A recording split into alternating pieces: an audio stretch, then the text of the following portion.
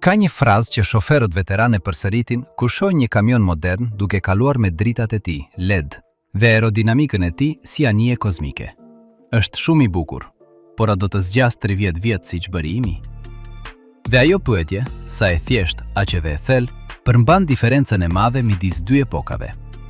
Epoka kur kamionët projektoheshin për të zgjatur një jetë të tërë profesionale, dhe kjo aktualja, ku teknologjia përparon aq shpejt sa automjetet duken se vjetrohen para se të plakjen. Këta kamion përfaqësojnë atë epokë të artë të inxhinierisë, kur gjë e rëndësishme nuk ishte ekrani i fundit me prekje, por aftësia për të ndezur çdo mëngjes, pavarësisht nëse binte shi, borë, apo kishte një vap që shkrinte asfaltin. Le t'i hyjmë punës.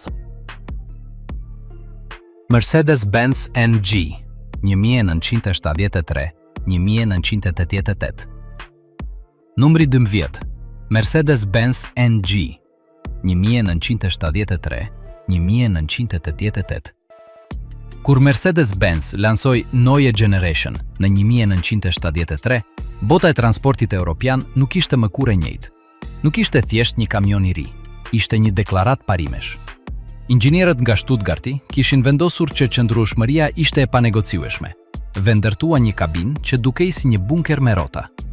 Çeliqet e përdorur në shasi ishin të forcës më të lartë dhe motorët, ato njësi me 6 cilindër në linjë që tinglonin si një orkestër e akorduar mirë, u ndërtuan me toleranca që dukeshin si sahatari zvicerane. NG ishte kamioni që hapi autostradat europiane, që transportoi rindërtimin e pasluftës, që demonstroi se inxhinieria gjermane mund të ishte edhe precize, edhe e përjetshme. Edhe sot, kur udhtoni nëpër rrugë dytësore në Spanjë, Portugali ose vendet lindore, mund të hasni një NG duke punuar. Nuk është një automjet koleksionistësh, nuk është një pjesë muzeu. Është një kamion që vazhdon të bëjë punën e tij 3 vjet, 40, 45 vjet pas largjimit nga fabrika. Shoferët që i kanë drejtuar thonë se ata nuk prisheshin, ata thjesht lodheshin.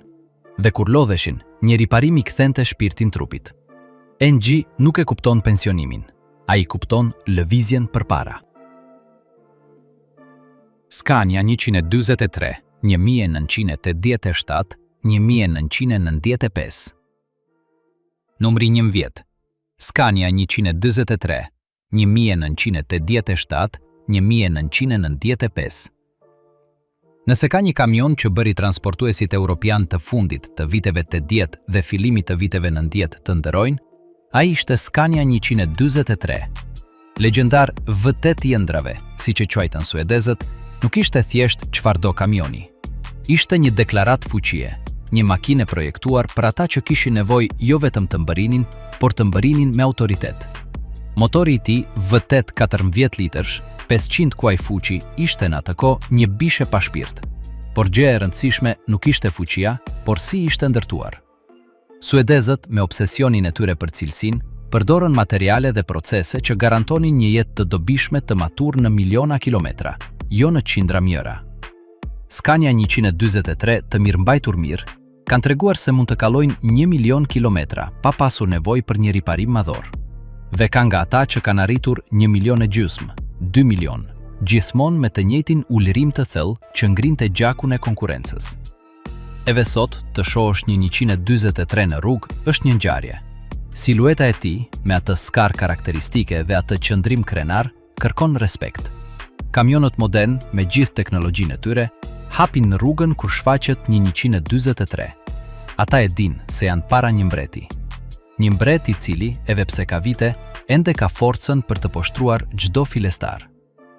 Çfarë bën Scania 143 legjendar, nuk është vetëm motori i tij V8 14 litërsh, por mënyra se si u ndërtua rreth idesë se një kamion duhet të jetë një investim për një jetë të tërë. Suedezët përdorën çeliqe me rezistencë të lartë në shasi dhe bloqe motori me livje që i rezistonin konsumit në një mënyrë që dukej e panatyrshme.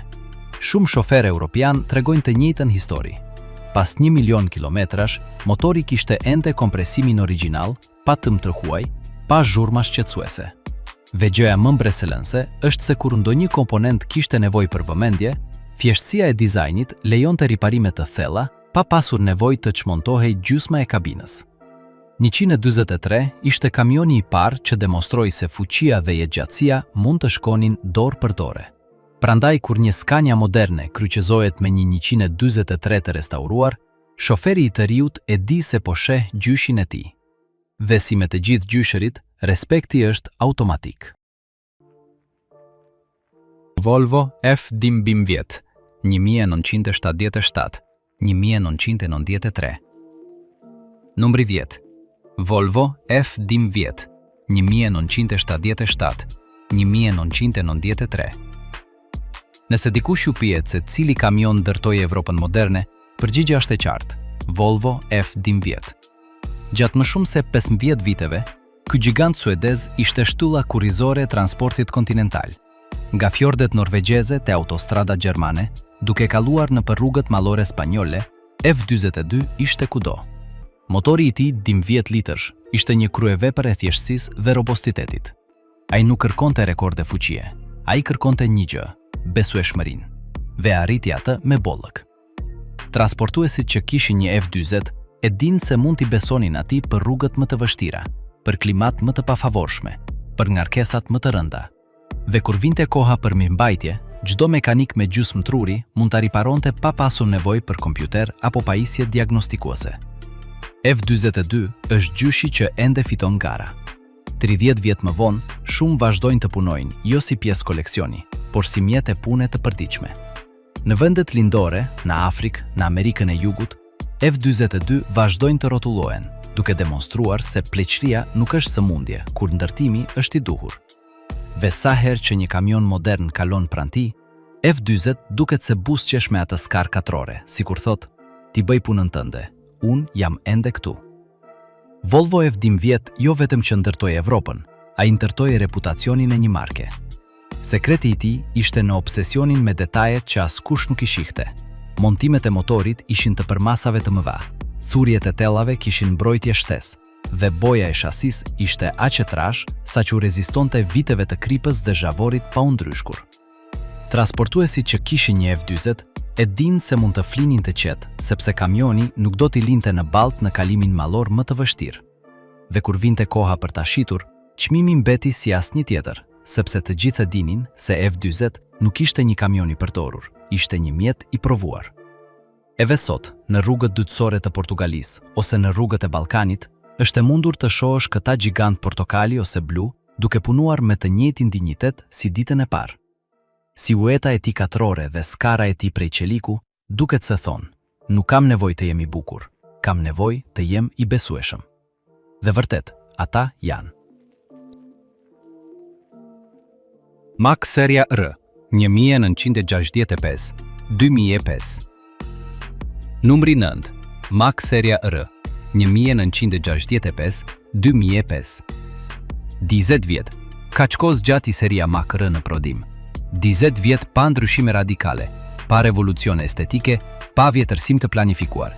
Thjesht një formule provuar her pas here. Një shasi qeliku me rezistencë të lartë, një motor nafte me 6 cilindër me besojshmërinë e një shkëmbi dhe një kabinë me kapak të gjatë që u bë ikona e transportit amerikan.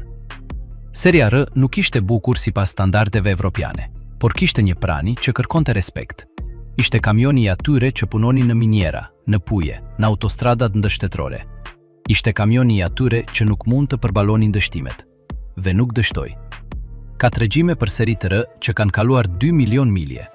2 milion milje janë 80 xhiro rreth botës, janë dekada pune të pandërprer. Janë breza të tërë shoferësh që janë ulur në të njëjtën sedilje, kanë kthyer të njëjtin qelës dhe kanë dëgjuar të njëjtin ulërim. Seri të R që mbijetojnë sot adhurohen si relikte, por nuk janë në muze. Shumë vazhdojnë të punojnë, duke transportuar dru në Kanada, duke tërhequr makineri në Australi, duke lëvizur tokë në Amerikën e Jugut, sepse seria R nuk kupton pensionime. Ajo kupton vetëm punë. Fiat 682 N2, 1952 deri 1989. Numri 8. Fiat 682 N2, 1952 deri 1989. Italia njihet për makinat e saj sportive, për dizajnin, për pasionin, por ajo ndërtoi gjithashtu një nga kamionët më rezistent në histori dhe e bëri këtë me një formull shumë të thjeshtë. Bëje bazik, bëje të fortë dhe mos ndrysho asgjë për dekada.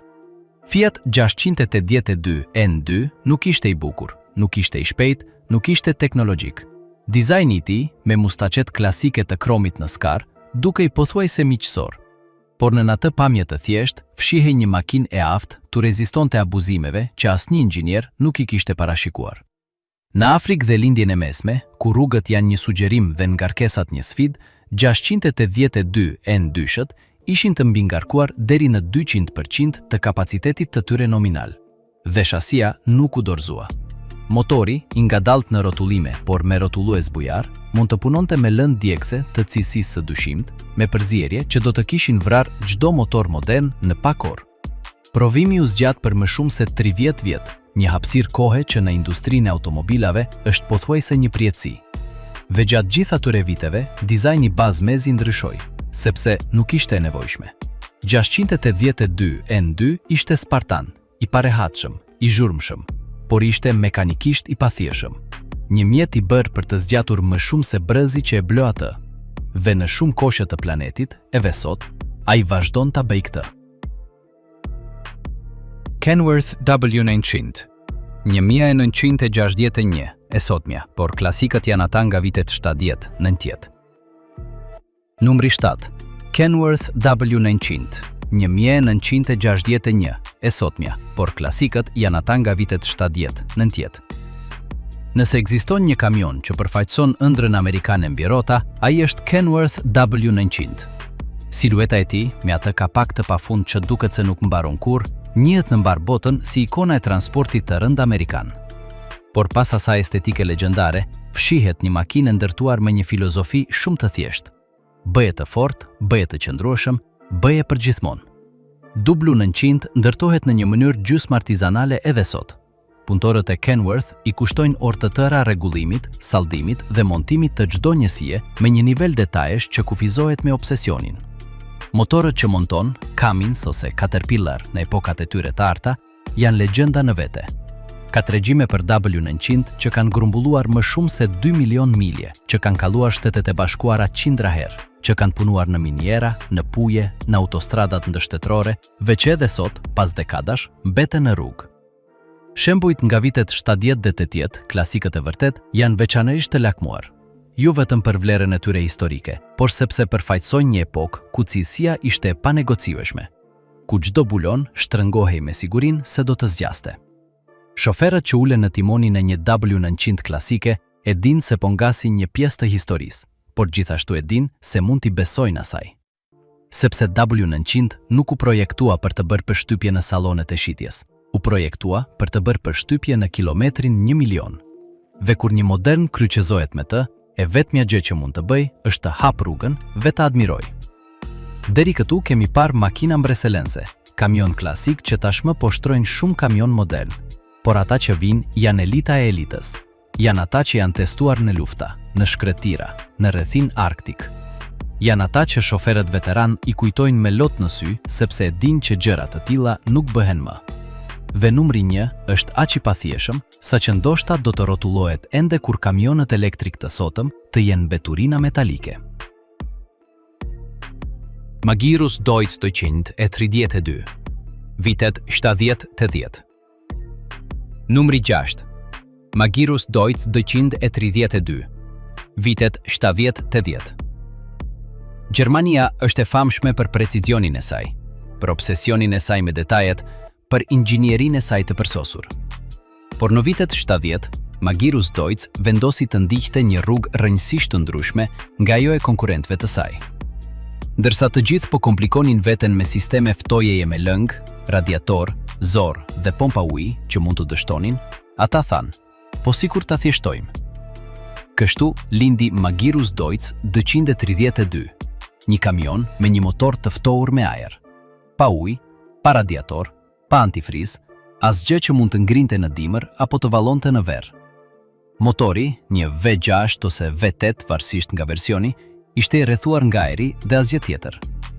Kjo do të thoshte se ai mund të punonte në shkretirën e Saharas me temperatura 50 gradë pa rrezik mbi shëjeje. Dhe gjithashtu mund të punonte në Siberi në 50 në 0, pa u ngrirë ujë dhe pa u thyer bloku. Tingulli i një Magirus Deutz ishte i pagabueshëm. Nuk ishte ulrima e thellë e motorëve të tjerë. Ishte një uturim karakteristike, si një aeroplan, që dëgjoi për kilometra.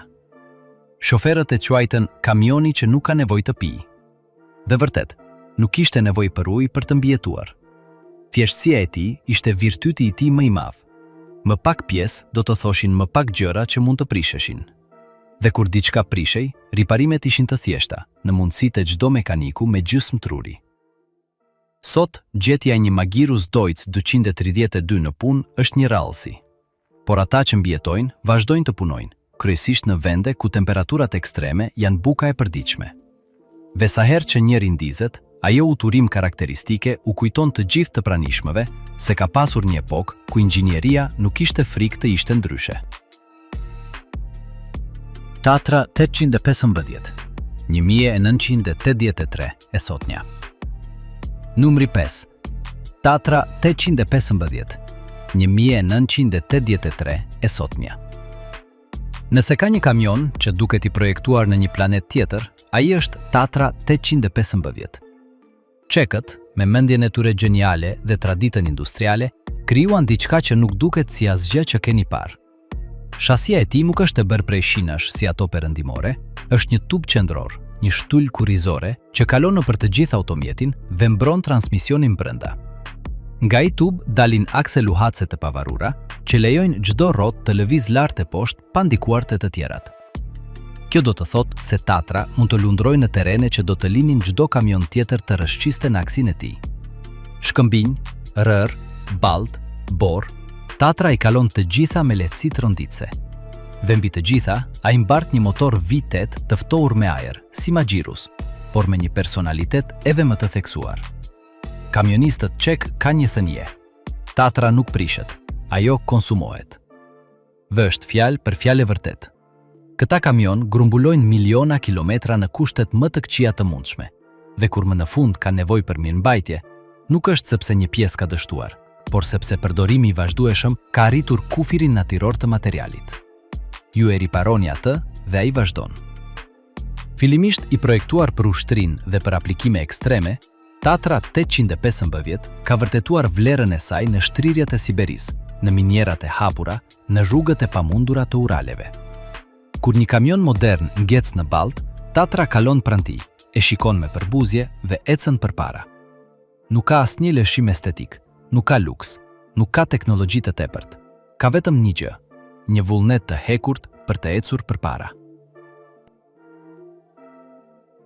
Ural 4320, 1977 e sotmja. Numri 4. Ural 4320, 1977 e sotmja. Nëse ekziston një kamion që mund të mburret se ka parë gjithçka, ai është Ural 4320. I projektuar në Bashkimin Sovjetik për ushtrinë e kuqe, misioni i tij ishte i qartë: të operonte kudo, në çdo klim, me çdo lëndë djegëse dhe të vazhdonte lëvizjen e furnizimeve edhe nëse bota do të merrte fund. Dhe u ndërtua për të përmbushur atë mision pa justifikime. Shasia e tij është një kryevepër e përmasave të mëdha. Shinat prej qeliku me rezistencë të lartë duken të marra nga një urë, jo nga një kamion. Motori i tij, një motor nafte V8 me zhvendosje të madhe, u projektua për të punuar me lëndë djegëse të cilësisë së ulët, me përzierje që do të vristin çdo motor modern në pak orë. Dhe pezuimi i tij, i bërë prej sustave me fletë të përforcuara, mund të rezistojë ngarkesave që do të bënin çdo inxhinier komoditetit e qante. Shoferët rus ka një thënie: nëse Ural nuk kalon, kjo është sepse nuk ka rrugë. Dhe nuk është një egzagerim. Ka tregjime për Ural që kanë kaluar lumenj me ujë deri në kabinë, që janë gjitur në shpate që dukeshin si mure, që kanë qarkulluar në rrugë që nuk meritonin atë emër. Dhe kur e krahasoni me një kamion modern, me gjithë elektronikën e tij dhe sistemet e tij të ndihmës në drejtim, ai moderni duket sikur është i bërë prej letre. Ural nuk ka kamera pasme, nuk ka sensor të pikës së verbër, nuk ka asistent korsie. Ka një motor, një transmision, disa akse dhe një vullnet të hekurt, dhe kjo mjafton. Sepse Ural nuk u projektua për të qenë i rehatshëm, u projektua për të mbijetuar, dhe ai mbijeton. Man 8, vitet 70-80. Numri 3. Man 8, vitet 70-80. Gjermania kthehet në listë, por këtë herë me një klasik midis klasikëve. MAN 8 ishte kamioni i gjithë jetës, ai që transportuesit europian zgjidhnin kur kishin nevojë për diçka që do të zgjaste dhe do të zgjaste pa vënë probleme. Dizajni i tij ishte funksional, pa zhurmë, pa lëshime ndaj modës, një kabinë katrore, një shasi robuste, një motor që dukej si gizë derdhur. Por pas asaj pamjeje të thjesht, fshihej një nga mekanikat më të besueshme që ka prodhuar kontinenti. Motorët MAN të serisë 8 u ndërtuan për të zgjatur. Ata nuk kërkonin rekorde fuqie. Ata kërkonin një gjë, të mbërinin. Dhe ata mbëritën. Miliona kilometra më vonë, ata vazhdonin të mbërinin. Shoferët që kishin një 8 kujtojnë me nostalgji atë ndjenjë sigurie, të dijes se çfarëdo që të ndodh, kamioni do t'ju nxjerrë nga telashet. Nuk ishte elektronik që të dështonte, nuk ishte sensor që të jepnin probleme, nuk ishte ekrane që të ndiheshin. Kishte një motor që ndizej gjithmonë, një transmision që përgjigjej gjithmonë, frena që ndalonin gjithmonë. Edhe sot, shumë F8 vazhdojnë të punojnë në vendet lindore dhe në Afrikë. Nuk janë pjesë muzeu, janë mjete pune të përditshme. Dhe kur një modern kryqëzohet me ta, ai nuk mund të mos ndjejë një therrje respekti, sepse F8 është gjyshi që ende fiton në mundje krau. Ai që demonstron se mosha nuk është pengesë kur ndërtimi është i duhur. Unimog, 1948, e sotmja, por klasikët janë ata nga vitet 60-80. Numri 2. Unimog, 1948, e sotmja, por klasikët janë ata nga vitet 60-80.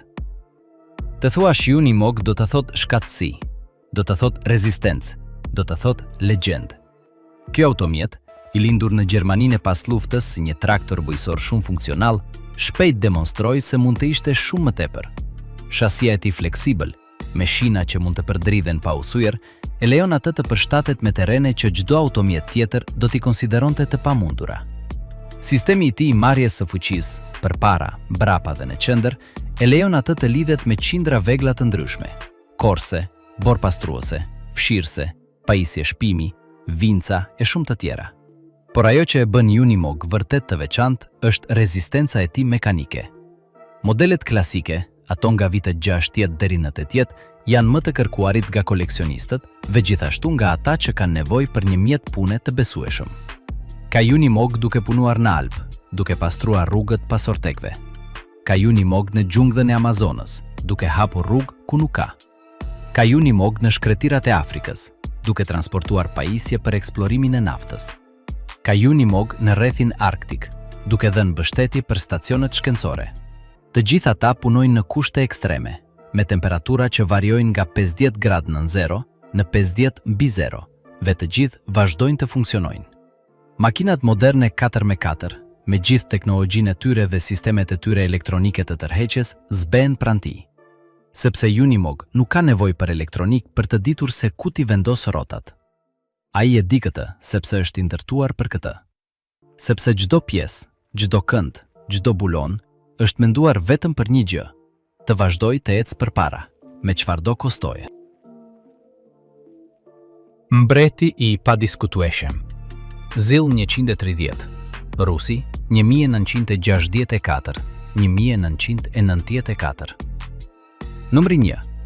Mbreti i padiskutueshëm, Zill 130, Rusi 1964, 1994.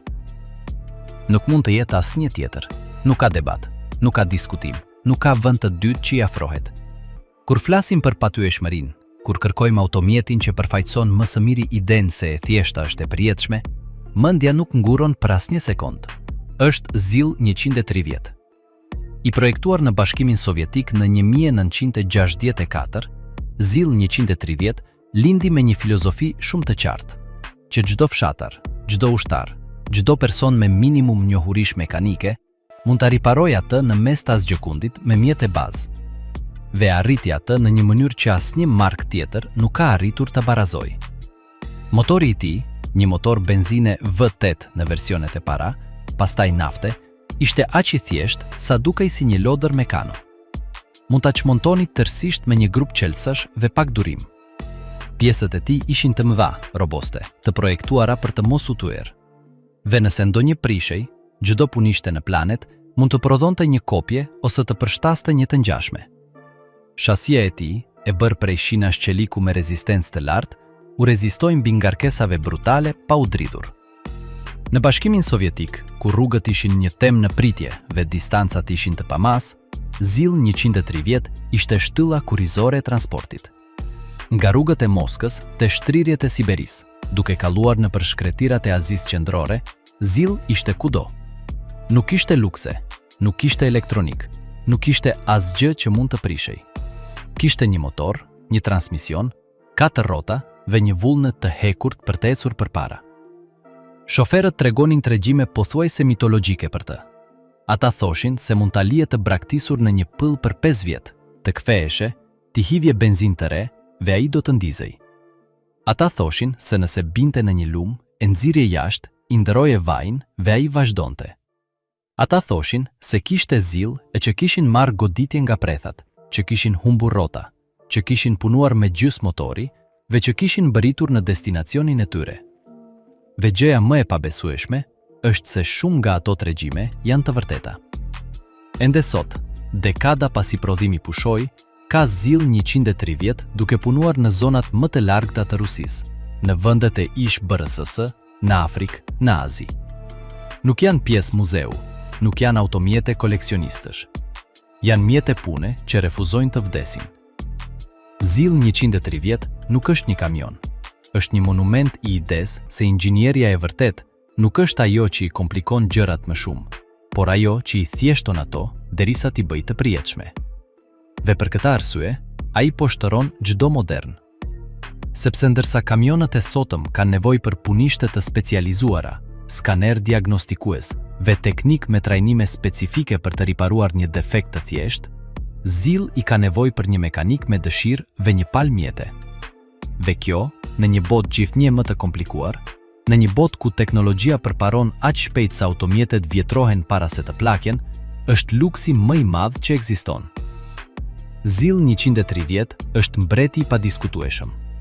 Ai që demonstron se e vjetra nuk është e vjetruar, është e prijetshme. Herën tjetër që do të shihni një kamion modern me dritat e tij LED, kabinën e tij plot me ekrane, sistemet e tij të ndihmës në drejtim dhe aerodinamikën e tij si anije kozmike, pyesni veten se sa do të zgjas. Pyesni veten nëse dikush do të jetë në gjendje ta riparojë atë në 30 vjet me mjete bazë në mes të asgjëkundit. Pyesni veten nëse do të arrijë 1 milion kilometra pa një defekt katastrofik. Këta 12 vjet klasik kanë demonstruar se kjo mund të bëhet.